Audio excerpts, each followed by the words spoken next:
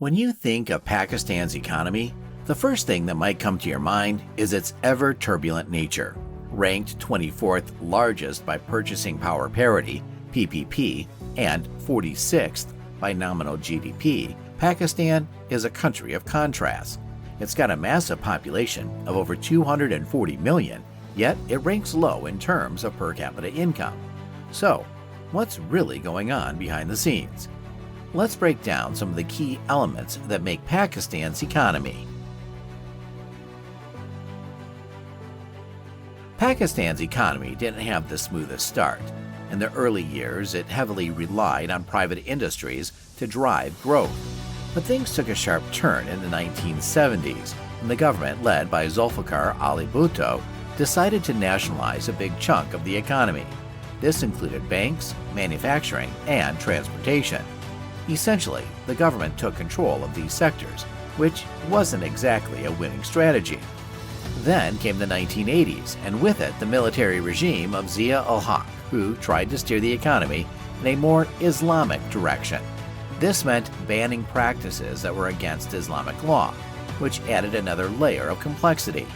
It wasn't until the 1990s that Pakistan started privatizing these industries again, trying to get back on track with attracting private investment.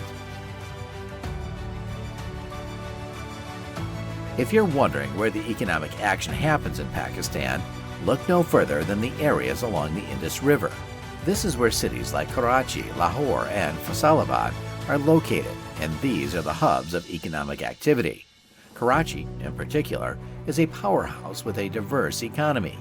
Punjab's major cities are also significant contributors, focusing heavily on industries like textiles, leather, and sports equipment.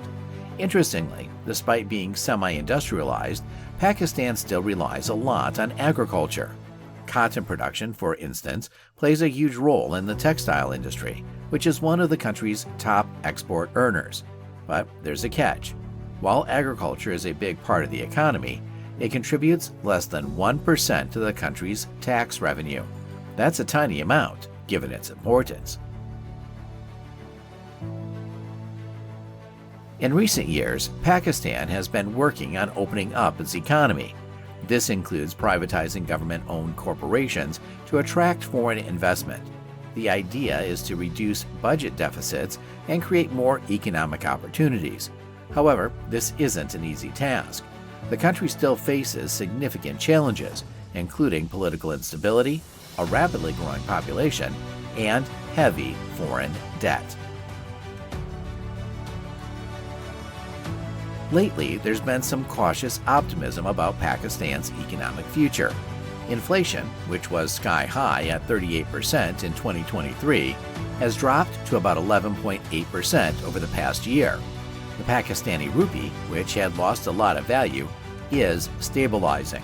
The stock market is also showing positive trends, with a bullish run that hit a peak of 75,000 points recently.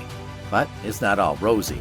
Experts warn that while there's stabilization, there's not much growth. This is mainly because the economy is still dependent on imports, and the policies that have stabilized the economy might not lead to long-term growth. The 1990s marked another turning point as Pakistan began moving back toward privatization. The goal? To attract foreign investment and reduce budget deficits. It wasn't an easy transition, but it was necessary for the country to stay competitive on the global stage. Yet, the question remains, has this strategy truly paid off? Ever heard the phrase location, location, location? For Pakistan, the economic lifeblood is centered around the Indus River. Major urban hubs like Karachi, Lahore, and Faisalabad have diversified economies, but they still rely heavily on the agricultural bounty provided by this mighty river. Cotton, in particular, is a crucial crop feeding directly into the country's textile industry, a major export sector for Pakistan. One of the big problems Pakistan faces is its tax system.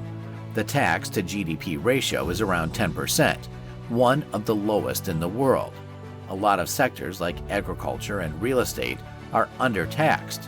To boost the economy, Experts suggest expanding the tax net to include these sectors. Right now, the formal sector is overburdened with taxes, and there's little incentive for businesses to reinvest their earnings. The upcoming budget will be crucial. It needs to focus on supporting economic activity rather than just meeting revenue targets. There's talk about possibly taxing solar panels and green energy solutions, but experts warn that this could hurt the economy in the long run. If you found this breakdown helpful, don't forget to like the video, share your thoughts in the comments, and subscribe for more insights into global economies. Thanks for watching.